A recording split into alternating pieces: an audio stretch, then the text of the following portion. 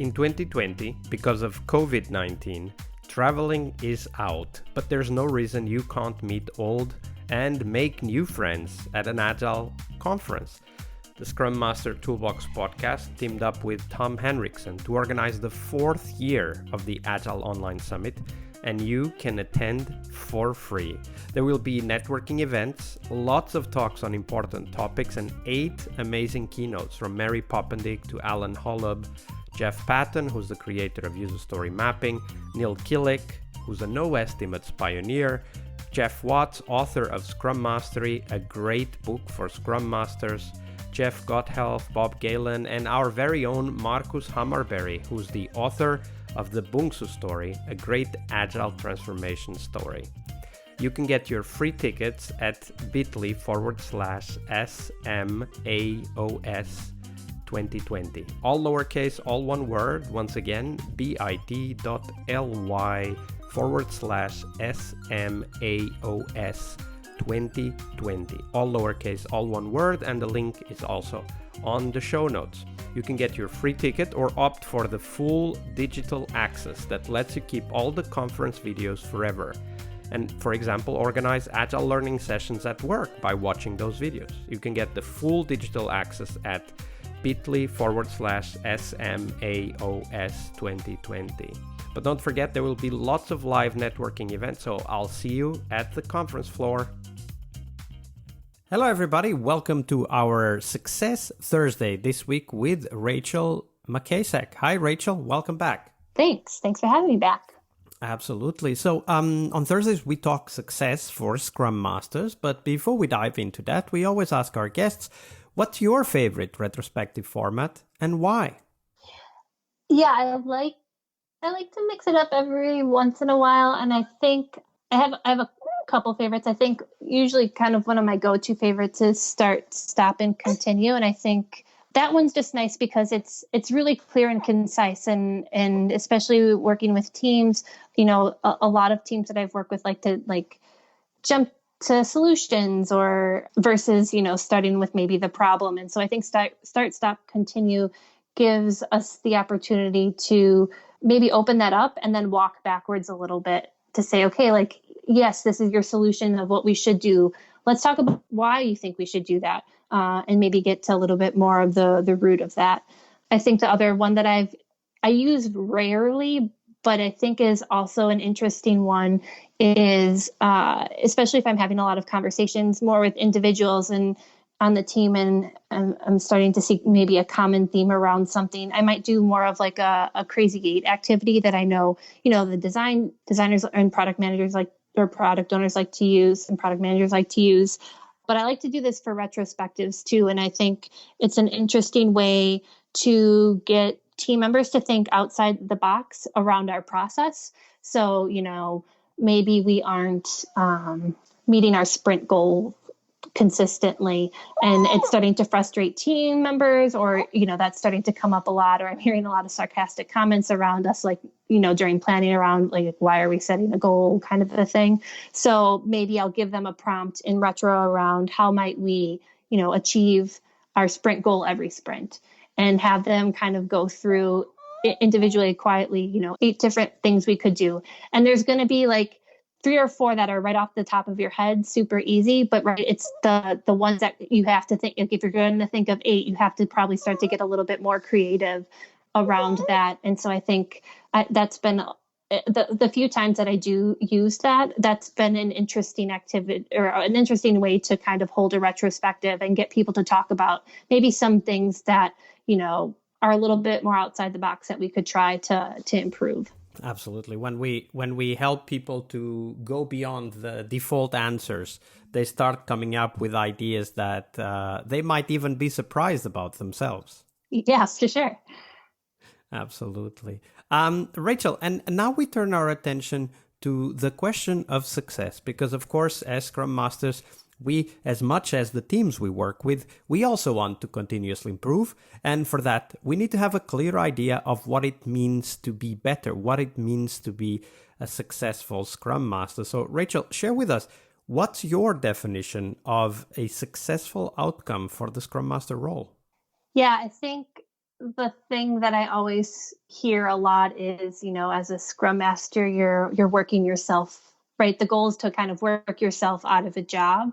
I think that's true.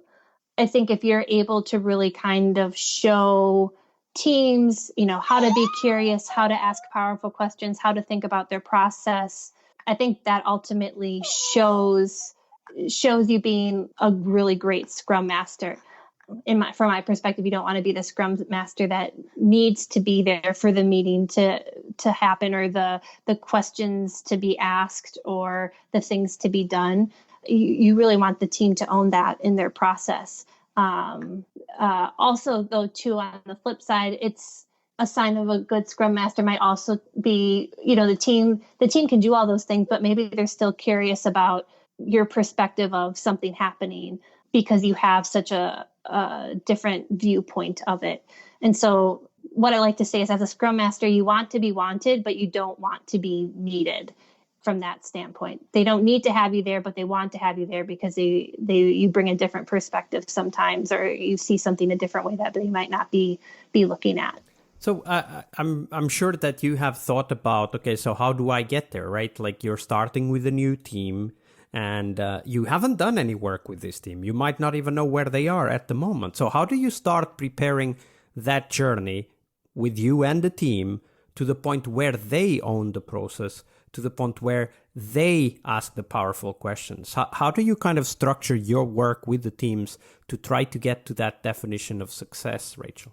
Yeah, I think part of it is just being a really good observer and seeing and watching, what the team is doing, how they're interacting together, and then asking those what and how questions.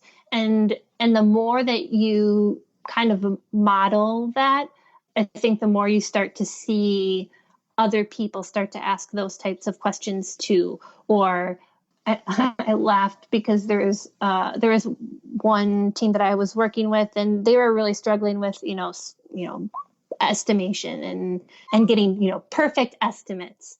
And it was so funny because I was, about to pipe in it came up again in a retrospective, and I was about to say, like, hey, remember we talked about this, and it's not necessarily about getting the perfect estimate. We want to have, good conversations and break the work down. And like, before I even came off of mute, one of the engineers on the team was like, as Rachel said, and then went into like this full speech around like all the things we had talked about. And I was like, yeah, cool. Like, I'm going to see you guys later. I don't need to be here. Like, this is great. And so I think it's just continuing to have those conversations, work with individuals, and modeling a lot of that, observing and modeling a lot of that behavior.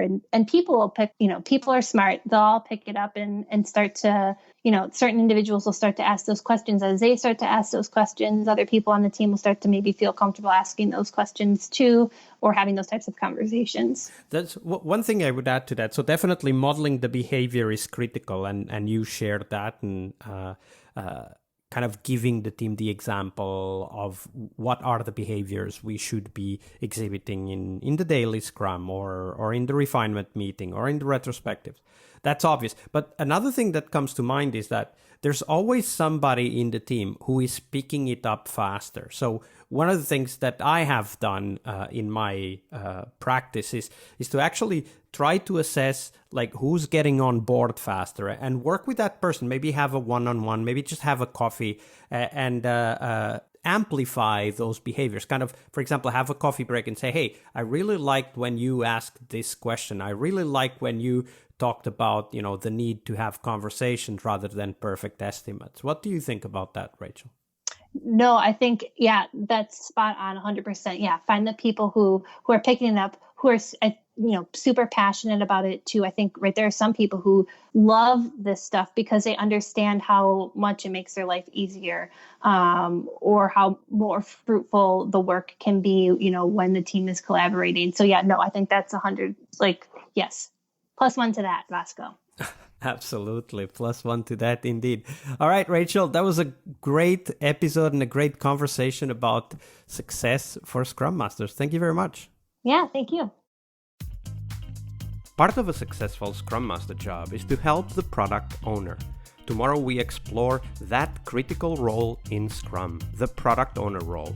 Tune in to learn about product owner anti-patterns, what you can do to help the product owner, and a real-life example of what a great product owner is and what made it so. Tomorrow on our Friday Product Owner episode. See you tomorrow. We really hope you liked our show. And if you did, why not rate this podcast on Stitcher or iTunes?